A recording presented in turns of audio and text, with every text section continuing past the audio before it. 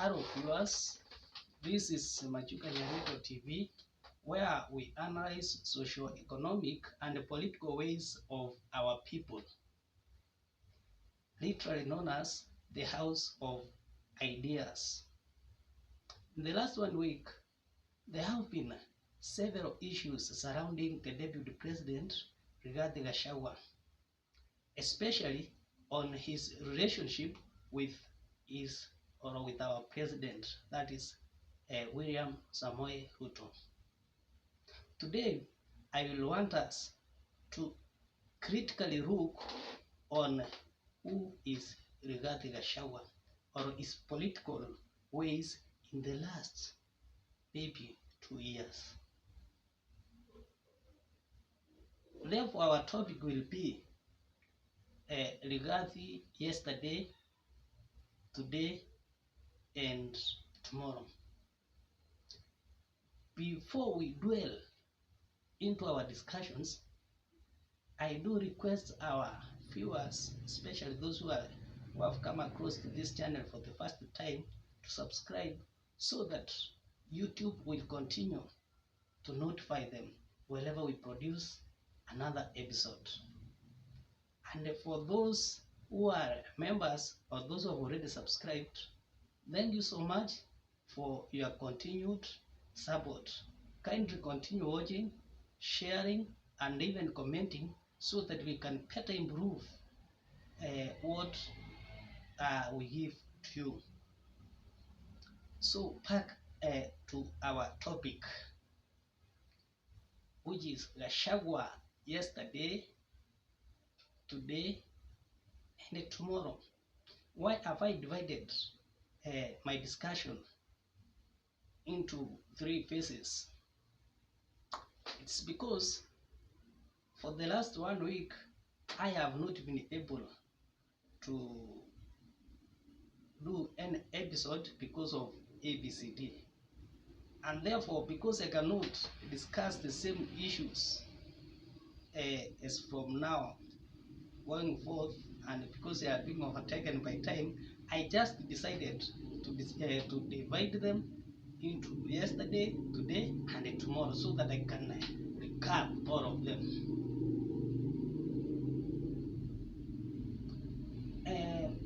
Meanwhile, today is a breakfast national meeting whereby I've seen Rigathi Gachagua in attendance, as usual, seated next to His Excellence the President, singing together. But what I noted is that he was very heavy in his movements, meaning that there is something that is taking place.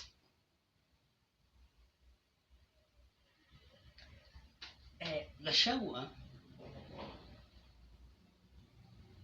has been a civil servant, a DO, or a provincial administrator, more especially during the time of Moi, where much of duties, political duties, were carried by provincial administration.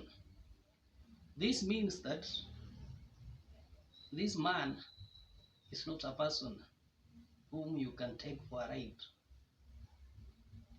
During the time or the tenure regime of Moi, there was a lot of dishonest when it comes to electioneering, to politics.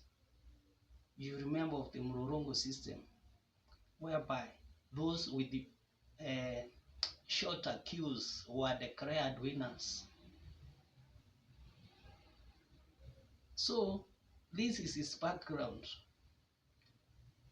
This means it's not just a person whom you can take for granted. In the first few weeks and months, which I call the yesterday,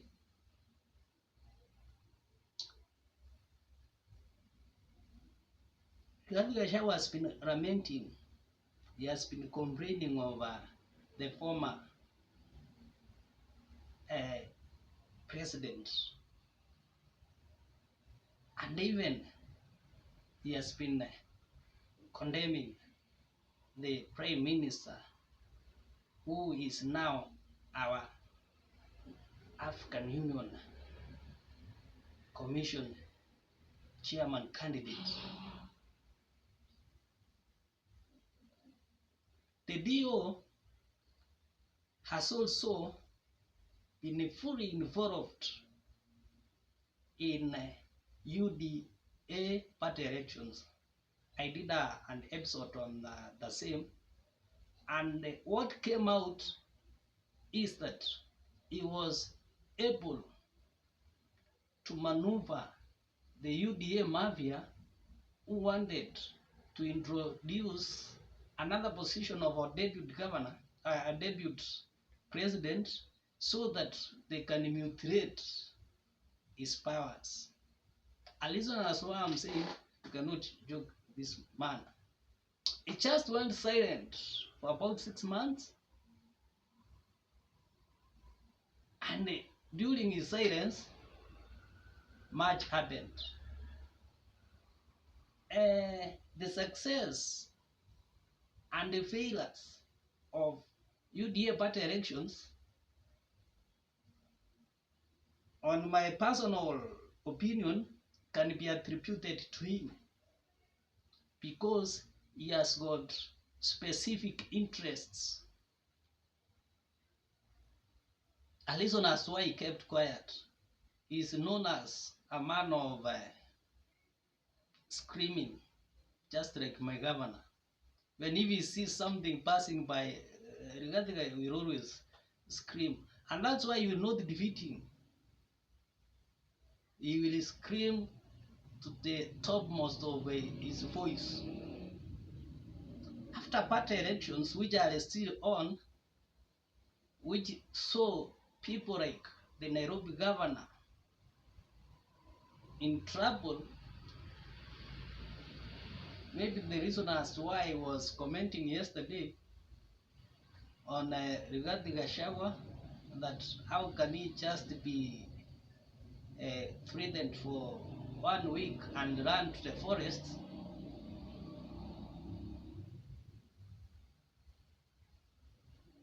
So after party elections, they removed 3, which was very significant, very successful, not only to the people of Mount Kenya, but to the entire Republic of Kenya. I say it was very successful to the entire Republic of Kenya because the Kenya Kwanza regime had decided that in the next financial bill, it was going to heavily do anything possible to raise trillions and trillions from the people. It was not going to matter who was going to pay tax, and because we know we only have about or less than 1 million civil servants, it means they were going to be exploited. They were going to go back home without any money. Businessmen were to be robbed by taxes, and therefore the significance of this Ilmuru 3 meant that it brought in some kind of opposition, because the current opposition is weak, and therefore people like Ndindi Nyoro, who had been put forward to ensure that the money, the taxes, have seen the way, the read of majority, and the many readers in the finance sector, in most cases drawn from the Mount Kenya region, went into hiding, because the taxes were to take them back home or hide them in specific toilets. So it brought in the fear among the members of parliament from the Mount Kenya region. Therefore, anything to do with the taxes now will be closely examined and with fear. And the Remove 3 also brought in the idea of one man, one vote, a debate that is now going all over the republic. And Gachagua, being a DO and a clever man, before the Remove 3, and because he knew if Martha Karua and Kioni Jeremiah will talk of one man, one vote before him, they were going to destroy him. So he had to preempt them because he knew that is the only thing that could make them look irrelevant. So he had, before they remove before they remove 3, he had to say that he supports the one man, one vote, meaning that the proponents of the Remove 3 were not going to beat him in that game. He was ahead of them. And on the issue of unity, he had been moving around. More specifically, since they were wooed down by the Mount Kenya community during their tour with the head of state sometimes back.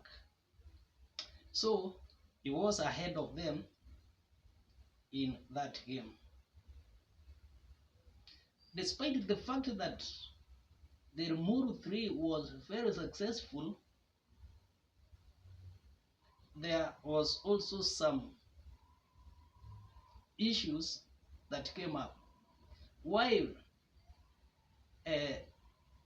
this conference had lifted up Martha Karua and Jeremiah Kioni, they just made one previous mistake by saying that, or by declaring the former president Uhuru Kenyatta as the spokesman of Mount Kenya. No, Uhuru Kenyatta has done his part, and this made them appear not to be independent in their mind. So this watered their very wonderful and successful conference. That one declaration that we are behind this man, because once you have been in power and you are gone, you even don't receive phone calls as you used to receive. People don't care about you. People have got their self-interests. So when they bring him back, this did not go well with the majority of the people from Mount Kenya. But they had fully supported the Remove 3 conference. Also,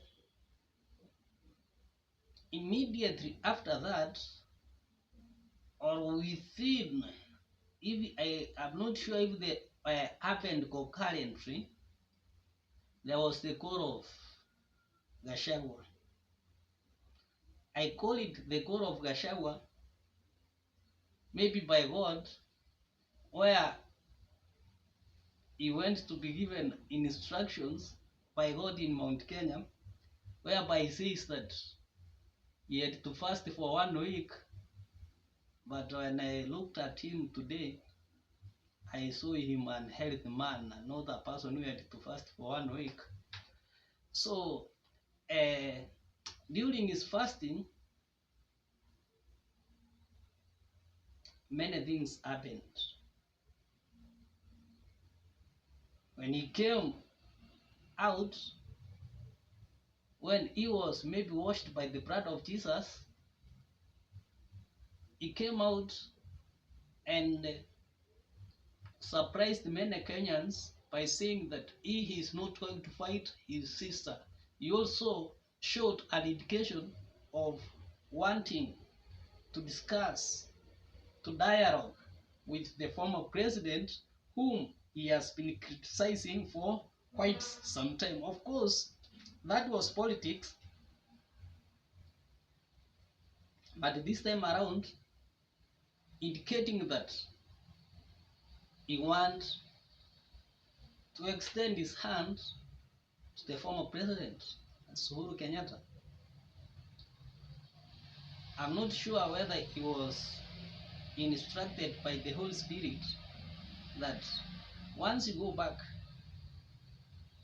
to your place, go and extend your hand to Uhuru Kenyatta. Of course, he had extended his hand earlier to Mama Ngina Kenyatta, and tell my people that you have no problem with your sisters, that the wars are from external. And this is how many politicians do it or play it. When there's wrangles back at home, even if he knows that it's being fought by his brother or sister, they will always blame unforeseen spirits. Moving further, Gachagua went to North Rift, whereby he condemned the people there, that some of the leaders who have a close proximity to the head of state as the causes of troubles in Mount Kenya, as the people who don't want the Mount Kenya groups to unite. And of course, he was answered. Maybe I can give a brief history of what normally happens in politics. In most cases, when most people will say that these either groups from North Rift, from Central, have been sent by His Excellency the President William Ruto. To the best of my knowledge, I understand that William Ruto cannot plan such evils for his deputy president, because he knows the consequences. This makes me to give an example of what happened somewhere and relate it to what is happening in central Kenya. Sometimes back, young people who never wanted a given man who was an opponent to then MP went and dug a hole that person was working in a given office, so that when he was to pass by his vehicle, because it was clearly known that he passes there by 6 to 7, and actually that road is not busy, it was being used by his vehicle because it was heading to a given school. They dug, and then when the person came, they had to disrupt him and tell him, if you cannot support this given reader, then you have to vacate from this our school. And all of these arrangements were never known by the reader, but they were fully known by the personal assistant, was the organizer. So after doing this, that's when they call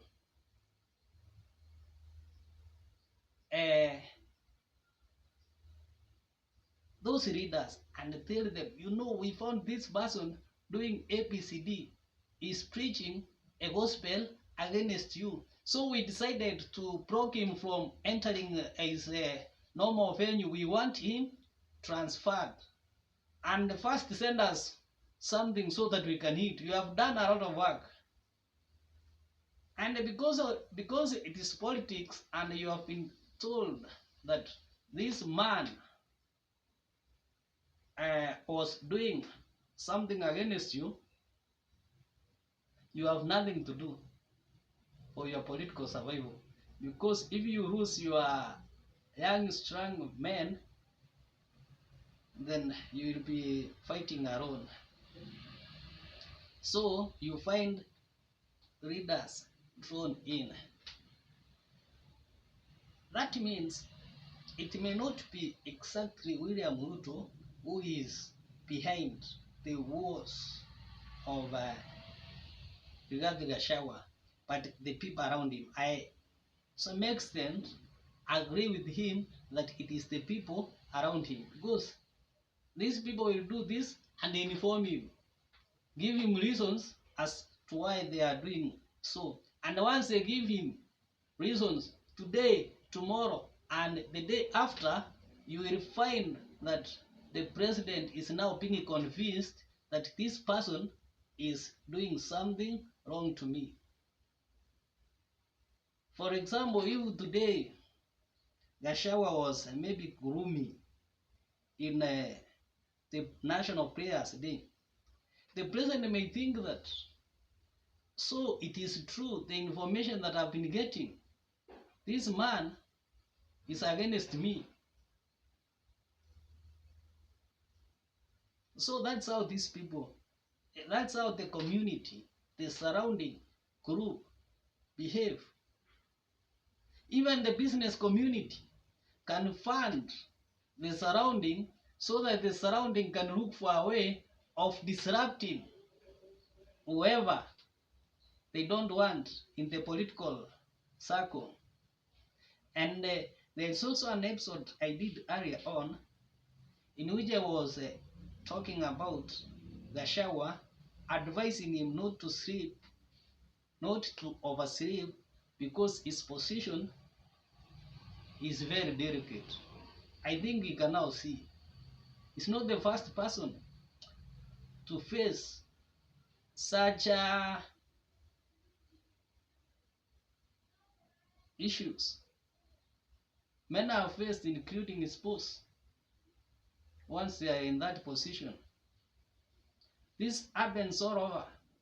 Once you are a debut, they are supposed, you are just like, I don't know how to say, when you are in high school, how they used to say during the time of honorizing that your work is just to be seen and not to be heard.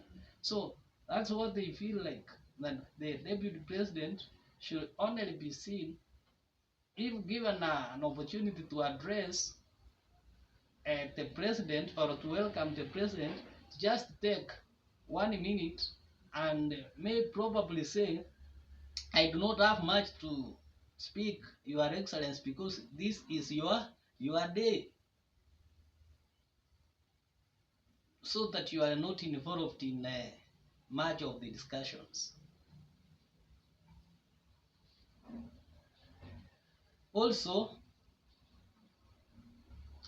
that same week, we saw the Nyeri governor condemning of what was happening against the deputy president, and many political pundits were saying that Nyeri governor is a mouthpiece of the deputy president, where he said that kama ni mbaya mbaya,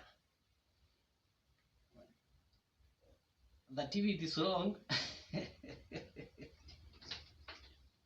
kama ni mbaya ni mbaya.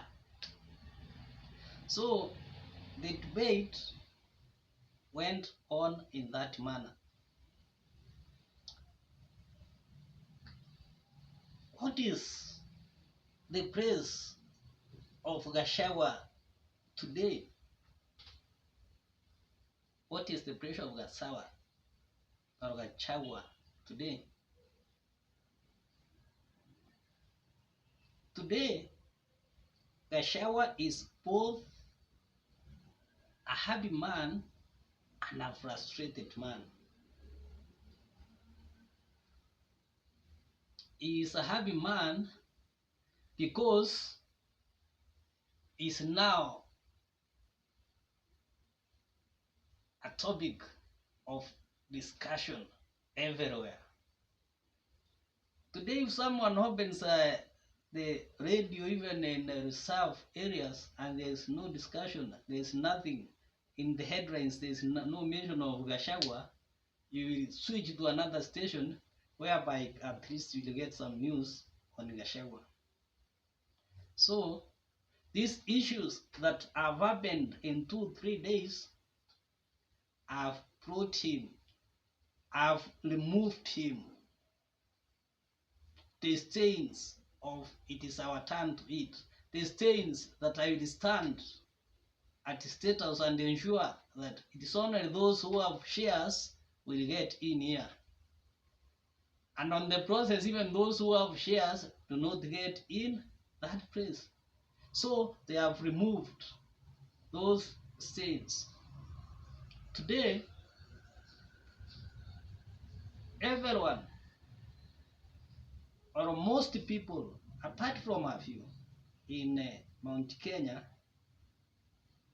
are solidly behind Gachagua because of sympathy, and because he is now rebelling against the government, which they are fearing that is going to overtax them. Actually, the relationship between the people of Mount Kenya and the Kenya Kwanza government will be determined in 2 weeks' time when the budget and the national budget will be read. If there will be overtaxation, the people of Mount Kenya will completely divorce from the government. Not even one person will convince them. And that one is not from the leaders, because when these people decide to divorce, they know how to do it. You saw it happened to Uhuru Kenyatta. So they are just targeting this budget, coupled with the promises that they had been given, and in one or in one way or another, they have not realized the fruits or indications of the implementation of their promises. The people of Central feel that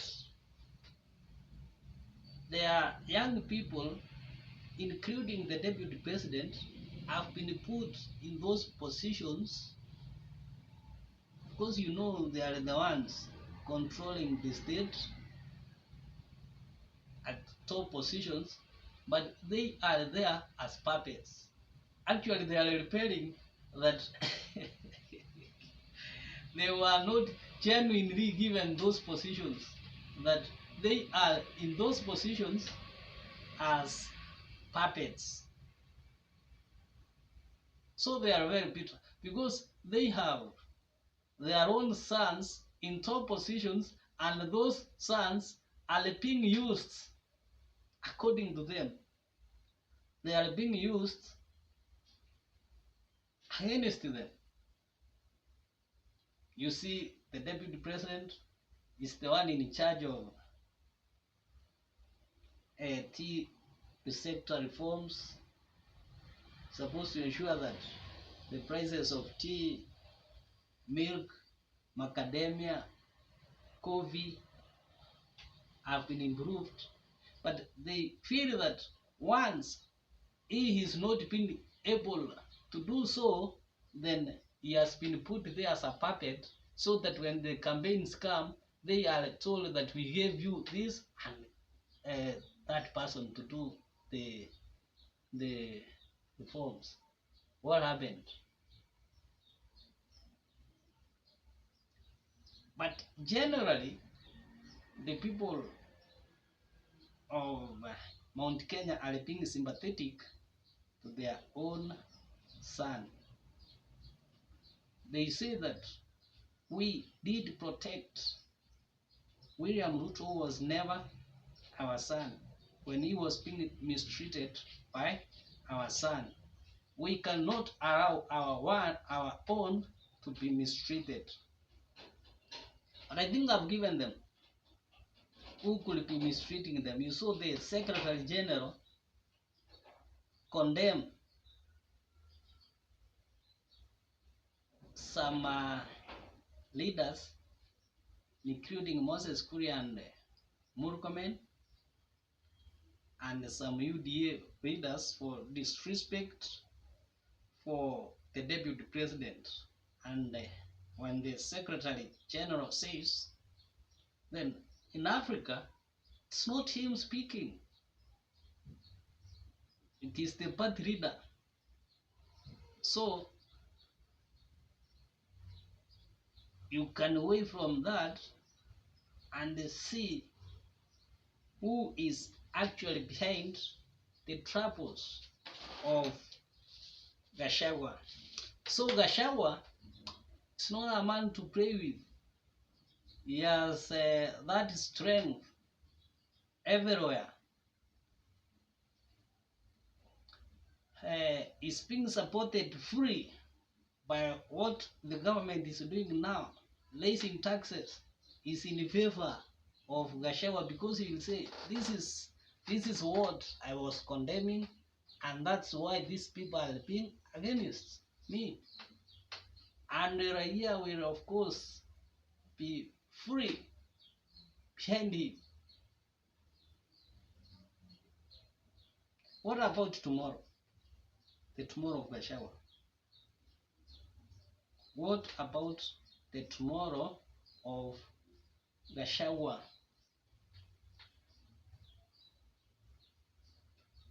After the crisis, Gachagua may move out or may navigate this crisis very strongly or totally weakened. This means in my next episode, I will focus on